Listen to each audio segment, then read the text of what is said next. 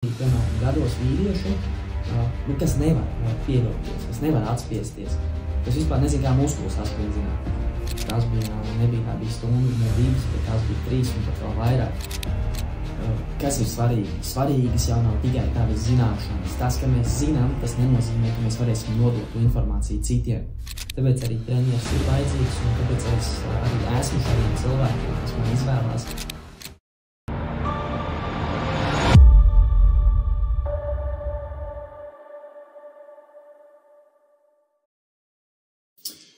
Čau, Rihard. Čau, Ginter. Tad pastāst mums, kas tu esi un ar ko tu nodarbojies. Mani sauc Rihards Nejs. Oriģināli es esmu no mazpilsētas Saldzu, bet jau kā vairāk gadus dzīvoju Liepājā un jūtos arī kā liepājnieks. Bet kas es esmu šobrīd? Šobrīd es esmu treneris un arī sporta skolotājs. Šie ir mani pamatdarbi un, teiksim, tā arī sirdslieta. Kāds tieši treneris tu esi? Tad šobrīd es savu vairāk varētu definēt kā fitness treneri, bet ar to jau viss neapstājās. Strādāju arī ar cilvēkiem, kas, teiksim tā, svarcēlājiem. Un, esmu izaudzinājis arī Liepājā vairākus Latvijas čempionus, arī spēcīgus džekus, īstenībā no nulītes pacēlas diezgan labā līmenī. Un tam visam vēl paralēli ne tikai kā treneris un skolotājs, bet piedalos arī dažādos projektos, vasaras nometnēs, vadu sporta pasākumus, gan ar jauniešiem, gan ar cilvēkiem, kas vienkārši vēlās kaut ko uzzināt vairāk par sportu un ap sportu. Jā. Kā tu nonāci pie tādas idejas, ka būt par treneri? Pie šīs idejas es nonācu diezgan sen. Tas bija tad, kad vēl diezgan cītīgi gatavojos,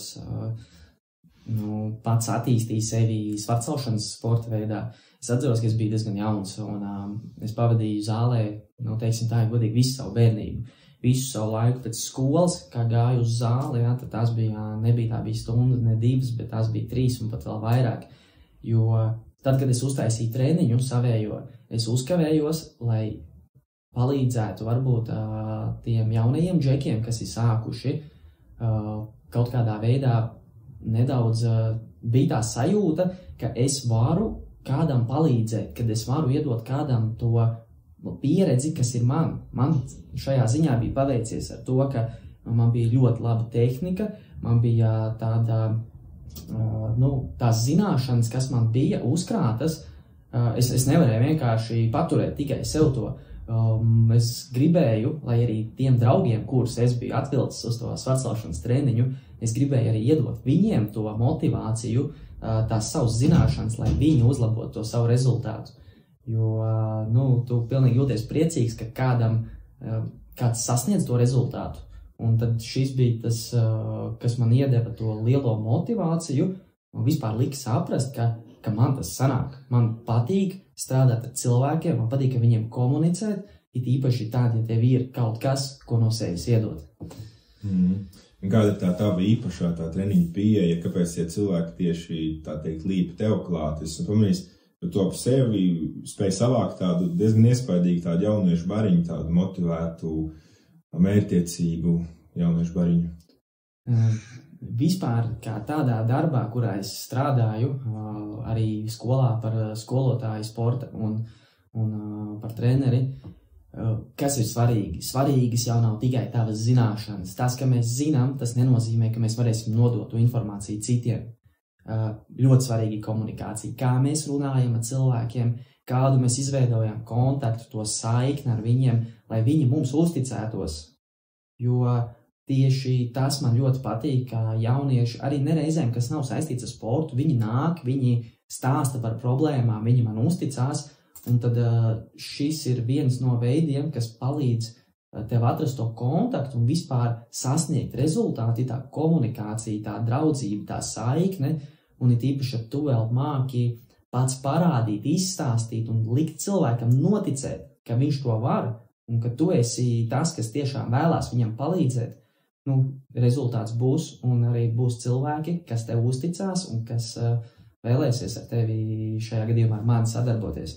Tad es noprotu, ka tu esi tā, teikt, jau iesmicējis pats sev, kas atšķir labu treneri no, tā teikt, vidusmēra, no tā palākā, parastā zāles treneri, kas vienkārši atnāk katru dienu uz darbu un ir. Redzat, te ir tāds interesants fakts vispār. Nesen internetā skatos un redzu, jā, tur rakstīts, iegūstīja trenera certifikātu 3 mēnešu vai cik mēnešu laikā.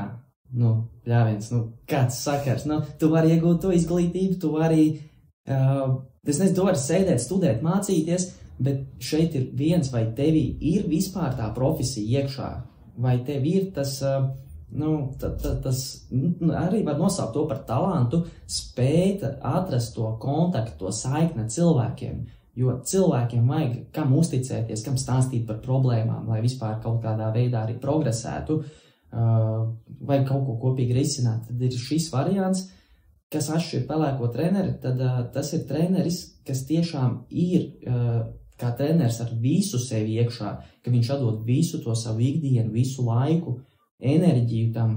Un tad tas arī atšķir to treneri, kad tas ir viņa aicinājums. Ir dažādas profesijas, ļoti daudz dažādas, un mēs nevaram visi būt skolotāji, mēs nevaram būt tāpat arī treneri vai arī tur pārdevēji vai, kādas ir tās, tur tās profesijas dažādās. Un tas ir pats labākais, ka cilvēks atrod pats sevi un izmanto to, liederīgi.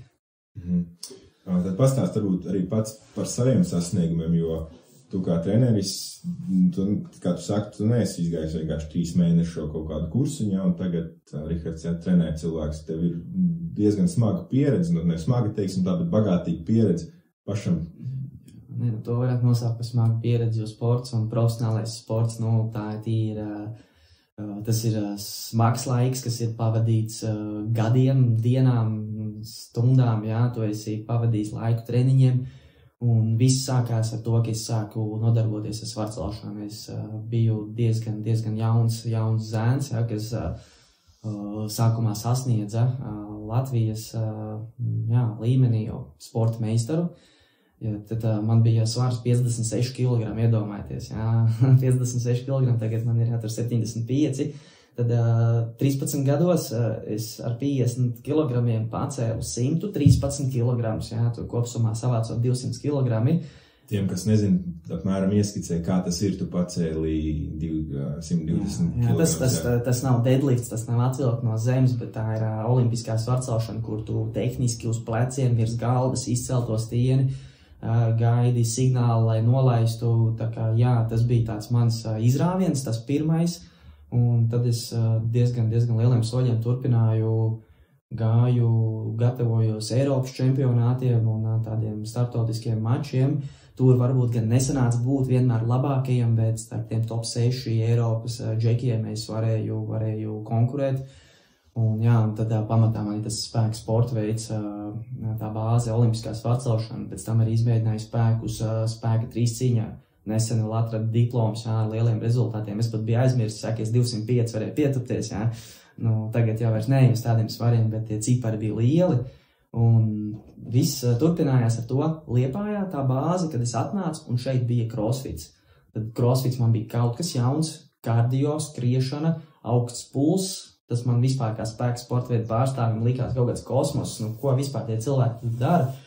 Bet dzīve ir interesanta ar to, ka ir jāpieņem jauni izaicinājumi, ir jāmēģina lietas, kuras tev ir grūti, kuras tev ir svešas, un tad šito sporta veidu es arī paņēmu. Pagāja pāris gadi, bet tikko bija starptautiskie mači Liepājas Trodons.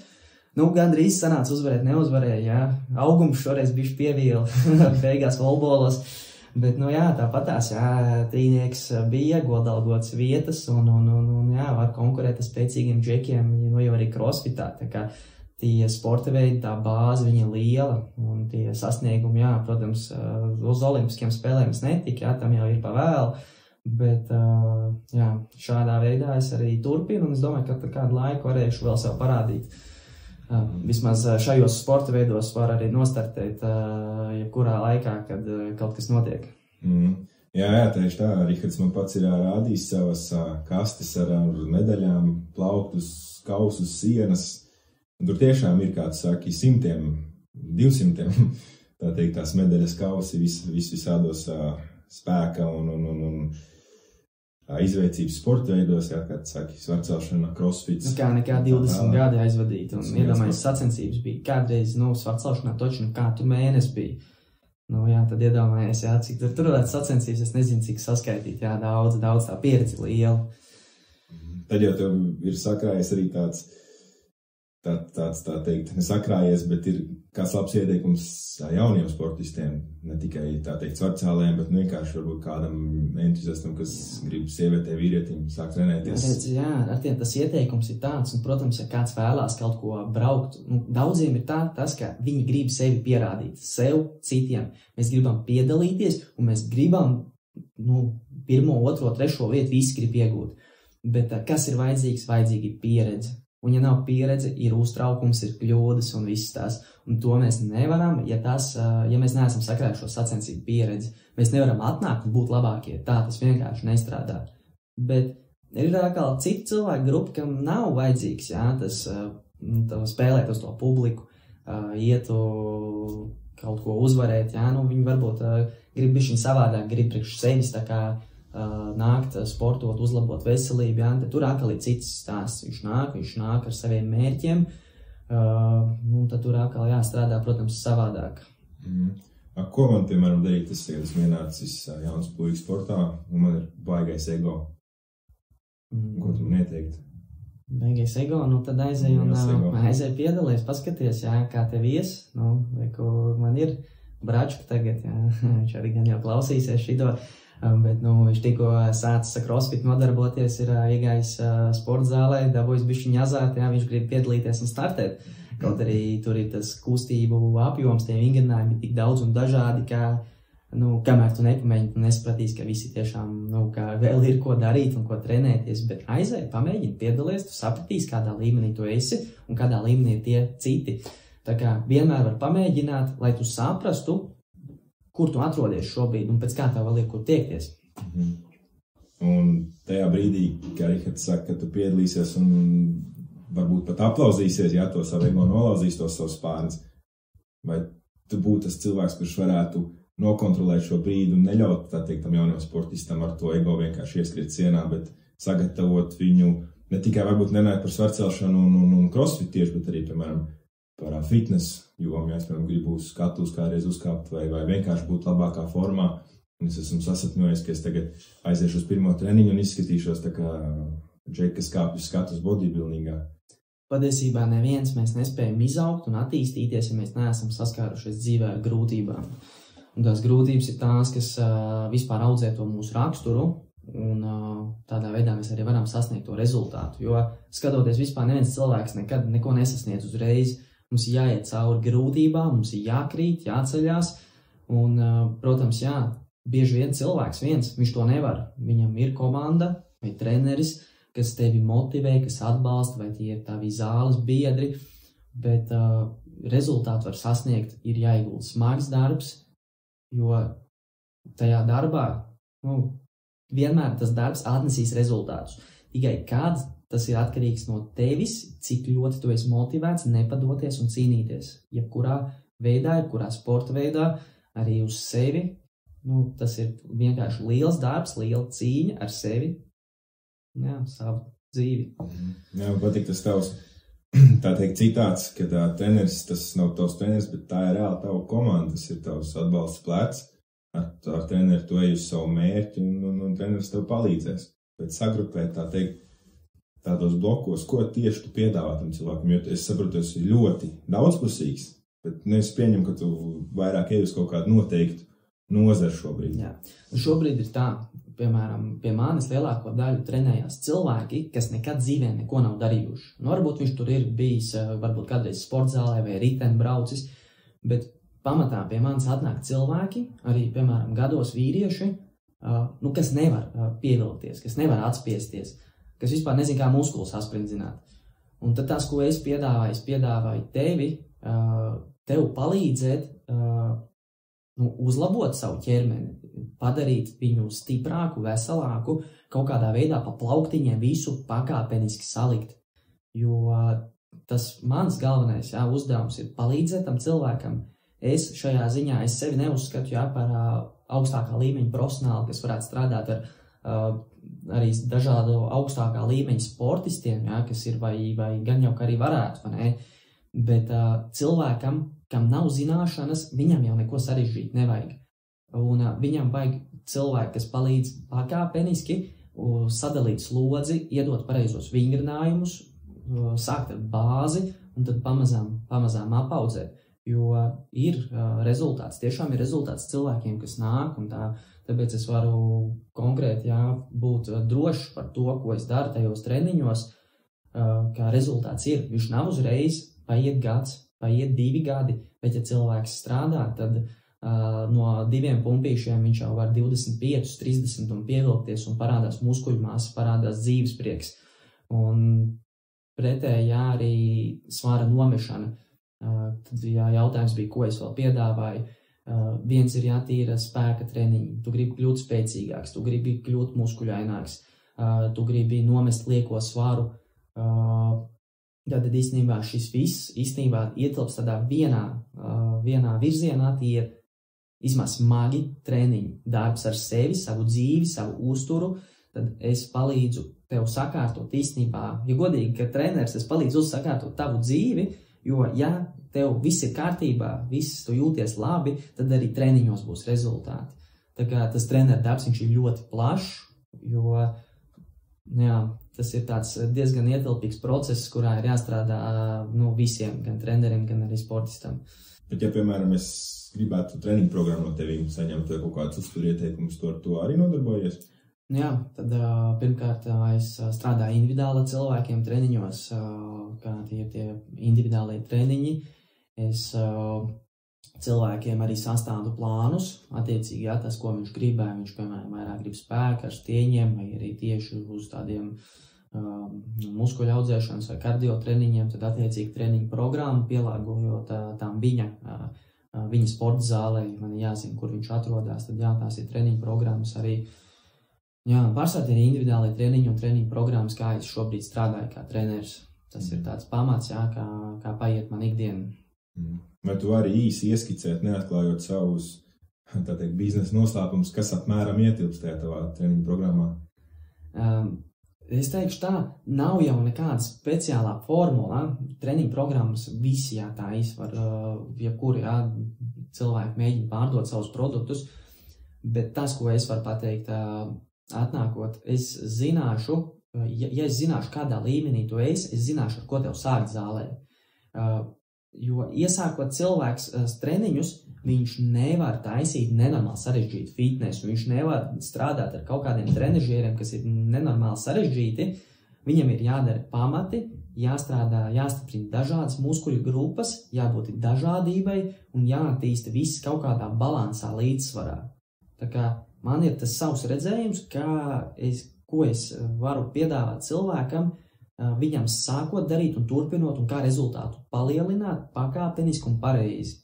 Tad tas ir tas, ko es arī sastādot treniņu programmas ņemu vērā, lai tas rezultāts, grūtības vienmēr būs, bet tas tālāk būs tāds cits stāsts, kā viņus pārvarēt. Bet treniņu programma ir laba lieta, ja cilvēks tiešām ir gatavs strādāt pats un darboties. Un kur es pie tevis varu tikt? Tu apkalpoji kurā Liepājas zālē, vai tu tieši kaut kādās konkrētās zālēs darbojies? Jau kādus vairākus gadus es strādāju jau tādā, kā teiksim, lielākajā fitnes zālē, kas mums ir Powerhouse Liepāja. Viņa ir pazīstama kā plaša fitnes zāle tieši, kur nodarbojās ar crossfitu un dažādi grupu treniņi, bet arī individuāli cilvēkiem es tur darbojos, jo mums arī ir gan trenežieri un liels laukums un dažādi, īstenībā vienīgā vieta, kur ir tik plašs piedāvājums ar kardio trenežieriem, jaunākies skrejceliņi, ērētāji un baiki, dažādākie. Protams, arī es pats trenējos vēl paralēli citā zālē, ir Ashlife gyms attaisīts vaļā, un tur gan ir varbūt tādi specializētāki trenežieri, un es uzskatu, ka vairāk šī zāle ir domāta jau tādiem vairāk tādā profesionālā līmenī, ka tu ej, jo, tā tehnika viņa ir sarežģīta, un ja tev nav tie pamati, tev nav ar to tehniku jēga darboties. Tas ir tad, ja tu esi izgājis tos pamatus, tu esi apstrādājis sevi, un tas varbūt tāds nākamais līmenis, jā, tur tie trenežieri, kas ir, visādas aizmugurējās deltas un dažādi leņķi, tas varbūt ir vajadzīgs pēc pāris gadiem, bet, protams, ka var ar to arī sākt, jā, bet, tur ir obligāti vajadzīgs treneris, lai tu zini, ka tu dari pareizi. Un kur tādam jaunam cilvēkam, jaunam iesācējiem būtu labāk sāk trenēties pēc saviem ieskatiem? Īstenībā, pilnīgi vienalga, kur tu trenējies, galvenais, ka tu trenējies, bet svarīgi ir tas, ka tev ir treneris, ka tev ir kāds, kas tev palīdz sastādīt to tavu plānu, un, neizdarīt kaut ko lieki, bet vairāk ieguldīt to tavu laiku, enerģiju konkrēti lietās, pie kurām tev ir jāstrādā. Tāpēc arī treneris ir vajadzīgs, un tāpēc es arī esmu šajiem cilvēkiem, kas man izvēlās, jo vienam, ja tev nav zināšanas, tev ir grūti. Arī tad, kad tev ir zināšanas, tev tik un tā vajag cilvēku, kas ir kopā ar tevi, kas tev atbalsta un motivē. Arī man ir tāds labs čoms, kas ilgu laiku trenējās. Es esmu priecīgs, ka es ar viņu aizēju kopā patrenēties, jo viņš tajā brīdī ir kā mans treneris, kā mans arī atbalstītājs, un es to reāli novērtēju. Es varbūt sevi uzskatu kā profesionāli, bet arī es, pēc iespējas, ja man ir, es izvēlos arī strādāt ar treneri. Šis ir tas brīdis, kur tev ir tā teikt jānolaiž tas ego, kā es pirms tam teicu, un jāmēģina uzsūkt tās zināšanas no jebkura, kur tu vari. Tāpēc vienmēr, kad jūs redzat kaut kur zālē Rihardu, es varu teikt, ja nebaidieties pieiet viņam klāt, uzprasīt kādu jautājumu, varbūt izveidosiet tā teikt jaunu draudzību, jaunu sadarbību, atradīsiet savu mentoru, treneri. Jā, tieši tā, es esmu gatavs palīdzēt un draudzēties un parādīt to, ka sports un fitness, tas ir to vērts. Ar to nodarboties, tas ir vienkārši skaisti. Jā. Tā ir bauda ķermenim, bauda par rezultātu. Un, sportojiet, esat veseli, spēcīgi, enerģiski. Jā, un ja gribat man atrast Facebookos, Instagramos vai arī uz vietas, kā minēju, Powerhouse sportzālē, es būšu pieejams jums visiem. Super.